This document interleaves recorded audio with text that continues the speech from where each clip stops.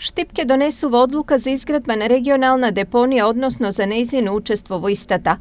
Дел од постапките во оваа насока веќе се завршени, дел доправа треба да се минуваат, особено оние кои се однесуваат на евентуалните финансиски трошоци.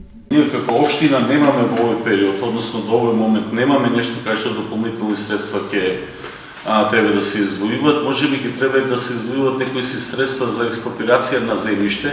На нашата депонија Трештена скала е во државна сопственост, што значи дека ќе немаме дополнителни средства, само треба да ја донесеме одлуката и можеби ќе се јават дополнителни средства на возилата кои што со регионалниот систем за управување со отпад ќе бидат доделени на општината Штип. Доколку потреба од исплата на пари во текот на постапката се јави, тогаш за истите ќе биде потребна и одлука на Советот. Затоа дополнително во консултација со градоначалникот и председавачот на Советот разговаравме тие средства што ќе бидат за регистрација на возила и други што финансиски средства ќе предвидат, дополнително ќе бараме средства од Советот на општина Штип и тогаш повторно во сообразложение ќе кажеме зошто тие средства ќе бидат дадени.